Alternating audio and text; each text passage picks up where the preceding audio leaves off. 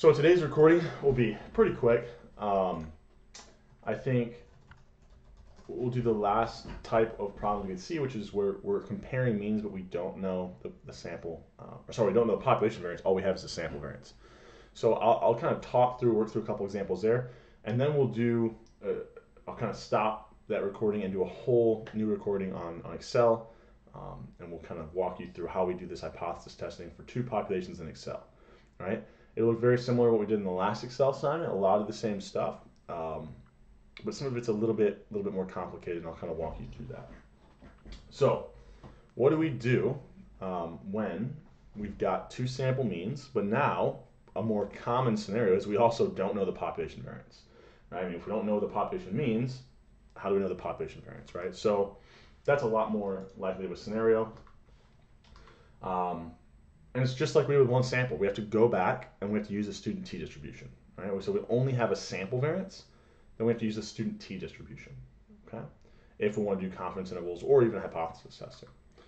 So we kind of mentioned it's because when we're using that sample variance, when we convert these into things like what would have been z-scores, they're actually t-scores now because they don't have a mean zero variance of 1. They have a mean 0 and a variance slightly larger than 1.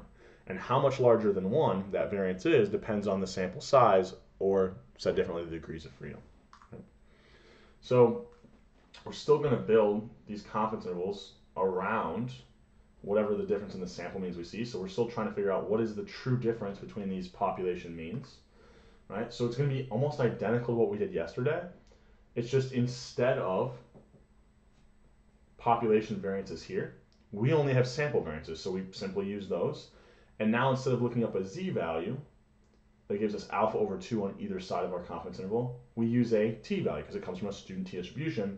And this delta guy is what we say will be the degrees of freedom.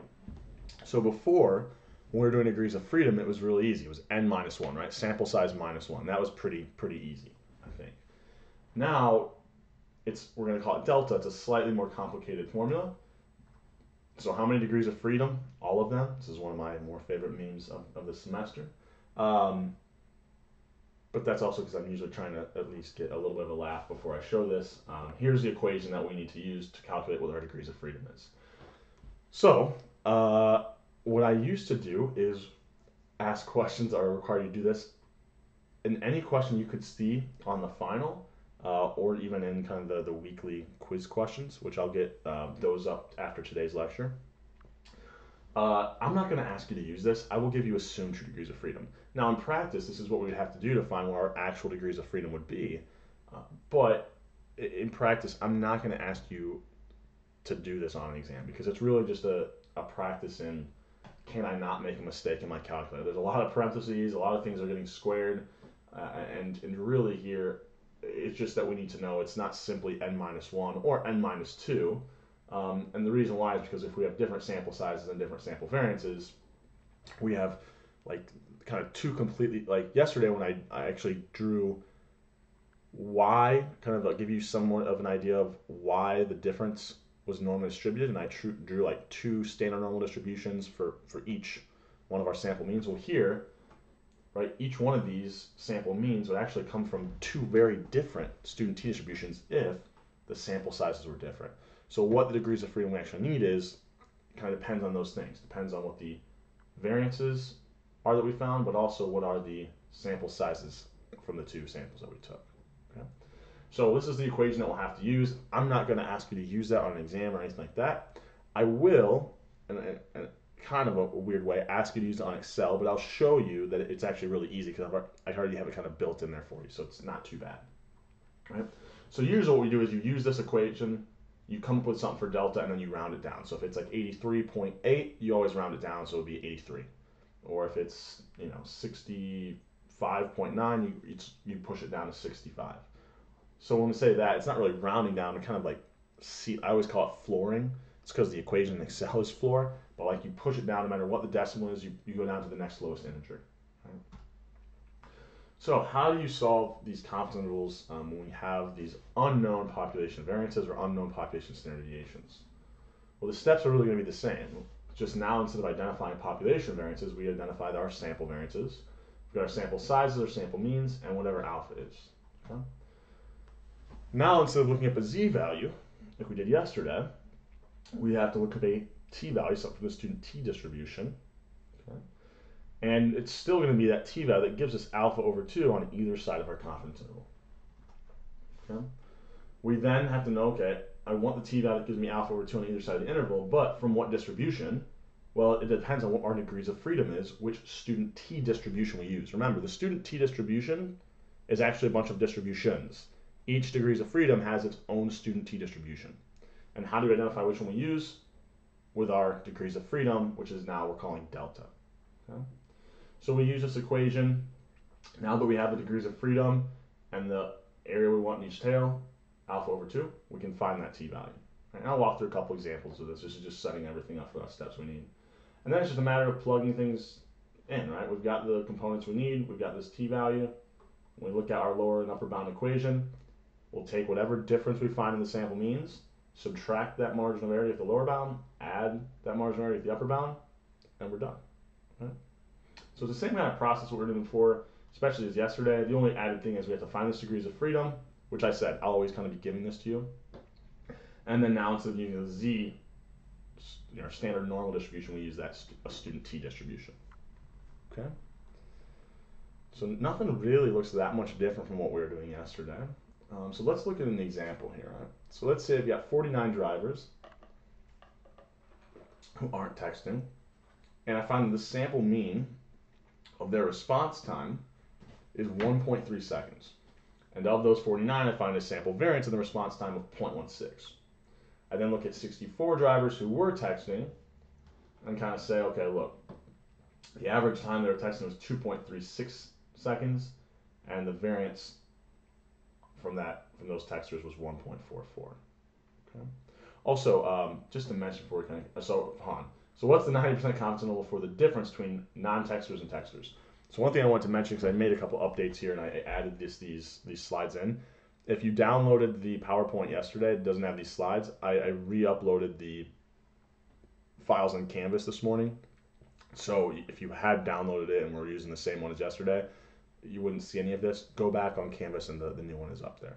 I should have mentioned that straight away. Sorry about that. Hopefully no one was confused on that. Okay. Only have a couple people watching live anyways, so it shouldn't be too big a deal. Okay. So we're looking for this. Whoops. No. It's delayed for some reason. Okay. So we're looking for this 90% confidence interval. So our alpha should be what? Well, 10% would be outside the interval, so that's an alpha of 0.1. Right? So the area I want in each side of my interval is alpha over 2. Right? Oh, hold on. So we've got 0.1 as our alpha, so alpha over 2 is 0.05. I've got my two sample variances, my two sample sizes, and my two sample means. So I need to find my degrees of freedom so I can look up this t-value. Right? Now, this is where I said, I'm not going to make you do this, but if I plugged everything in, I get 80.39, push that down to the next lowest integer, so I have a degrees of freedom of 80. So now that I know my degrees of freedom, and I know what alpha over 2 is, 0.05, I can, let's go type here, I want my t-tables. You're getting a little bit of a sneak peek at the mean here, but alright, I forgot to open this up before we started. So, I wanted 0.05 on each side of my interval, and my degrees of freedom was 80, so you go all the way down here, 80 degrees of freedom, 1.664, right? So 1.664 at degrees of freedom 80 would give me 0.05 in each of my tails, right? So, go back here, there we go. So we look that up, and we get 1.664, right? So that's the t-value that I need. And now it's just a matter of plugging everything in. Once I have that t-value, I've already identified the other pieces that I need. It's just, here's my lower bound equation. I've got my two sample variances, my two sample sizes. I plug those in. Two sample means, plug that in. Now I've got my, where is it? Here it is. There's my t-value, plug that in. Right? I can get my lower bound. Now, if we notice, what is the actual difference we found in the sample means? Well, 1.3 minus 2.36 So negative, so it should be centered around what, negative 1.06 it looks like. So negative 1.33. And the upper bound, it's the exact same thing. We plug everything in, but we're adding our margin of error. So we get negative 0.79. So negative 1.06 is smack dab in the middle of those. So that's good. We did things right. And what's interesting here is at the 90% level, right, we can with 90% confidence say that the response time, right, the difference between the response time of, how do we phrase this? Group 1 was non-texters and texters, that difference is for sure negative. Or if this is negative, I mean group 2 has to be larger, so that texters, with 90% confidence, we can say they have a slower response time. And we can say that how much slower? Well, somewhere between 0.79 and 1.33 seconds, right? So, and this is interesting because it doesn't include 0. So we for sure can say there is a difference between the response times. And because it's only negative values, we can say for sure it is slower, right? Because for sure that difference would be negative, okay? So that's how we would kind of set up a confidence interval, and we only have sample variances. So if you could stop texting and driving, that'd be great, right? Because of slower response times, which means that you're more likely to get an accident, bad things are going to happen, okay? So what if we had a question that looks something like this, right? So we've got 2 cigarette brands, we'll call them brand A and brand B. Right, we've got the sample mean we find from 20 brand A cigarettes and 25 brand B cigarettes. We find the sample mean of nicotine content, so 1.68 and 1.95 milligrams, right? Here's our 2 sample means. I also find my sample variances, and let's assume that if I plugged in those sample variances and sample sizes, I end up getting a degrees of freedom, which is 42, okay? So this is my degrees of freedom. So what's the difference between brand A and brand B? Well, look at this, take brand A's average minus brand B's. It's going to be what, negative 0.27? So I know that it should be centered around negative 0.27. So right away I look at this, is negative 0.27 in here? Nope, for sure not in there. Is it in this range? Well, negative 0.27, no, it's not in here. Negative 0.27 is in between both these smack dab in the middle, so C and D are our only possible options here. Okay? So from here, what's the other piece of information we need? Well, we need to find the t-value that gives us alpha over 2. So here alpha would be, well, if 95% confidence interval, then what percent's outside? 5%. In decimal form, that would be alpha, so 0.05. There's 2 tails, so it gets divided by 2, so 0.025 on each side, and a degrees of freedom 42. So we go back here. 0.025 is the alpha over 2 we want on each side of our interval. And I said what? The degrees of freedom is 42. So 2.018 would be the t-value that gives us 0.025 in the tail at degrees of freedom 42. Okay? So we've got that. We've identified the other piece of information that we're given, our sample variances, sample sizes, and sample means. So 2.08, we just looked that up, we found the t-value. We've got everything we need now, just a matter of plugging and chugging, right? So we've got our lower bound equation, our upper bound equation, right? The only difference is that we subtract the lower bound, subtract the margin of error for the lower bound, add it for the upper bound. And sorry, these ran together a little bit. I don't know why they did this. It might be a different version of PowerPoint that I originally had. So, but you can hopefully kind of make out, you know, everything's plugged in the same. And this is actually, put a small typo there, right? I probably copied that down. Hold on. I'll have to update the slides again. So that should be positive, right? Because we add the margin of error for our upper bound. Right? It needs to match that. Okay.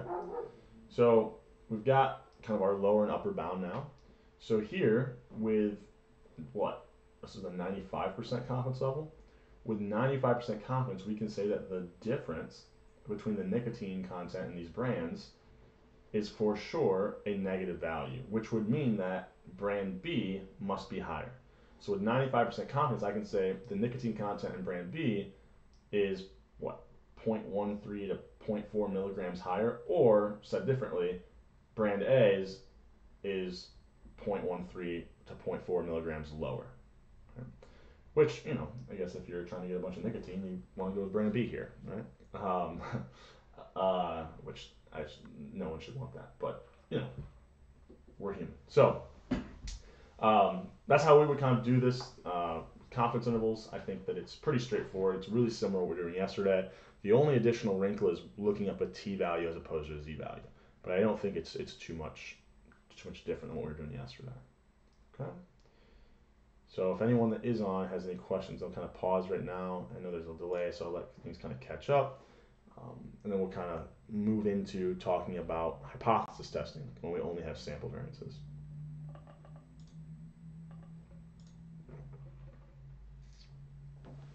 Give us a little bit of time. Okay. So we'll go back. If we have unknown, right? I don't know why I just capitalized UN, by the way. Maybe I was trying to make a point there. But if we have unknown population standard deviations or unknown population variances, how do we do a hypothesis test? Well, the steps don't change from what we did with a one population example where we only had the sample variance or we didn't know the population variance. So we determine the null and alternative, figure out what alpha is. We either look up the critical value, we calculate the test statistic, which is now a t statistic. If we have the critical values in test statistic, we use the critical value approach, or I could have found the test statistic, and then instead of finding critical values, I could have found the p-value, right? So with the critical value, I see is the test statistic in my rejection region. If I had the p-value, I'd say, is it less than alpha? I mean, this is going to look exactly like what we did yesterday when we had two sample means. The only difference is instead of population variances here, we use sample variances. But the form of this test statistic, the equation, it looks, once we plug numbers in, it looks identical, right? We said the assumed true difference that we use, that we'll always use for the examples that would be on an exam, are always going to be 0. I'll show you in Excel today a little bit of an example of like what if it wasn't 0, because in practice we might want to do that, but for the majority of examples we're going to do, we'll use 0 on an exam. So same thing as we did yesterday. Once we have that test statistic, we're finding p-values, comparing it to critical values, same thing, right? Now, when we're looking up critical values, just like with confidence intervals, to get our degrees of freedom, we would have to use this equation. So once again, I'll be giving you a lot of assumed true degrees of freedom so that you don't have to calculate those for yourself. Okay? So let's say we've got this example.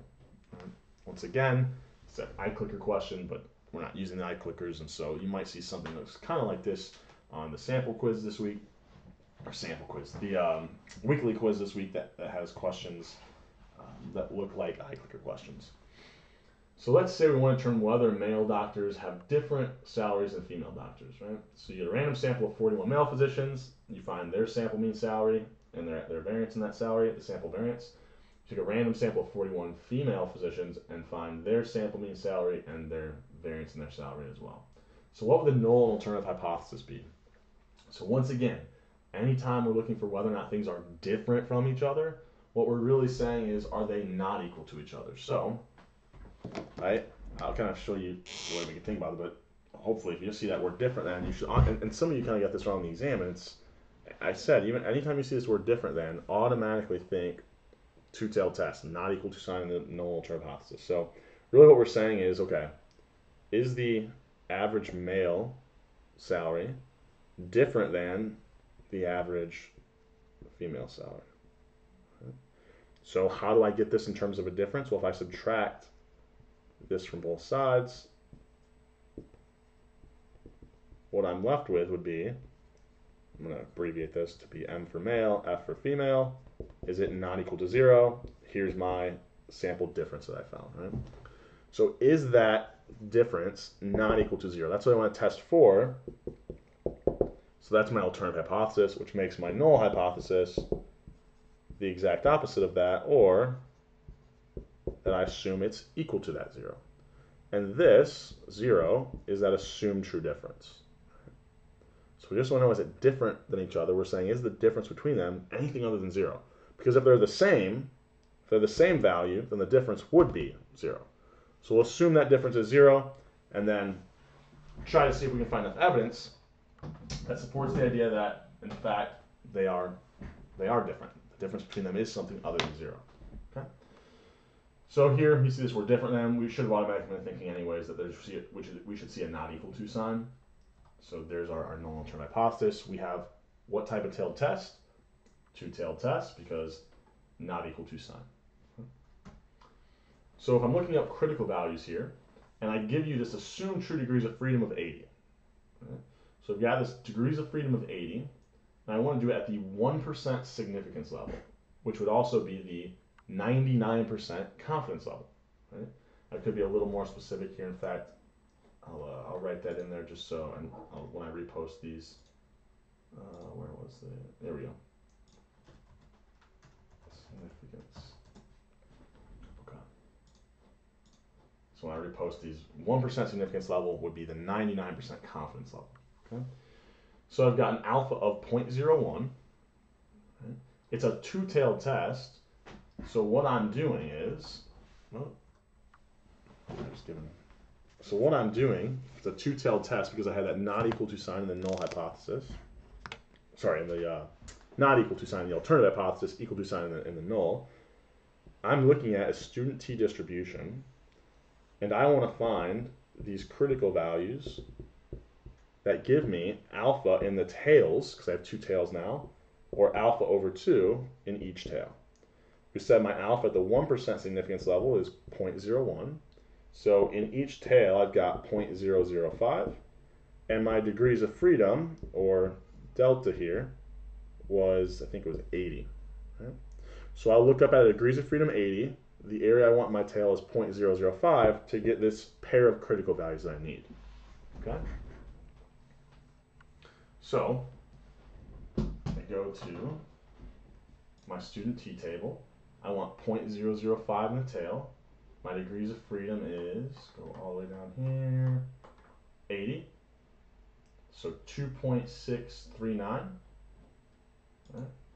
So 2.639, but positive and negative, because it's a two-tailed test, at any one alpha, I have a pair of critical values. Okay? So we've got our critical values, 2.639. So as we're working through this, negative 2.639 and positive 2.639. My rejection regions would be the areas more extreme than those. Okay. So now the next thing we need is our test statistic. Okay. So we go back here. Oh, I typed a bunch of these things in. Ignore those. What's my test statistic? Right? It's the same. So this is all the same information. Well, the test statistic would be, I look at the difference that I found minus the assumed true difference, which was 0. So whatever this difference is will be in my numerator. And then the denominator, I have the square root of these sample variances over my sample size. Right? So that is just plugging values in. The test statistics are really just plugging the values in that you've been given. Here we've got a test statistic of 22.92. Right? We should see that and think that is astronomical, right? Because when we're thinking about our critical values, anything past 2.6 or negative 2.6 is in our rejection region. 22 is like way out here, right? So we could, with a very high level of confidence, right? We were at the 99% confidence level. We can actually say, well, look, we can reject whatever the assumed true value was. Here, remember the assumed true value we had was that difference was 0. So we found sample evidence that was 22.9 standard deviations away from the assumed true difference. So it was 22.9 standard deviations away from a difference of 0, meaning it's very unlikely that this is actually true, right? We can reject this because we're very clearly way in the rejection region, right? We could like set out or alpha to like 0.0001, and I'm guessing we would still be in the rejection region here, right? We kind of said anything like over -4, like if I wanted to find the p-value for this, so what would the p-value be? Well, for a two-tailed test, it would be this area, the area more extreme than my test statistic. So in this case, I have a positive test statistic, anything to the right. But I would also have a tail over here that would have been equally as likely for me to see, something that would have been 22 standard deviations below, would have been equally as likely for me to see and equally damning against this null. So whatever area I find here, I have to multiply it by 2. But what would the area to the right of 22.9 be? Well, when we look some of these values up, I mean, if you look up like -4, the area to the right, this isn't quite a standard normal, but we're getting close to values that are close to 0. At 22.9, that's way higher than 4, right? So this is going to be pretty much 0. Multiply almost 0 by 2, it's still almost 0, right? And we'll see this examples of this in Excel when we have really extreme test statistics, how the p-values can be really, really small. Okay? So this should lead us to the decision to reject at any level, 99, probably any level that we could really think of. Right? So I've got 3 questions here that we're going to try to ask or answer in Excel. I'll end the recording here unless there's any questions on this one. We'll get basically 3 more examples of hypothesis testing, 1 of each type, and then how we do that in Excel. But I'm going to end this recording here and then do a separate recording for that Excel. So unless there's any other questions, this should be the end of the material for the week. Next week we'll do some matched pairs, which will be kind of the last part we would need for the next Excel assignment that I'll get posted here after I'm done filming things today.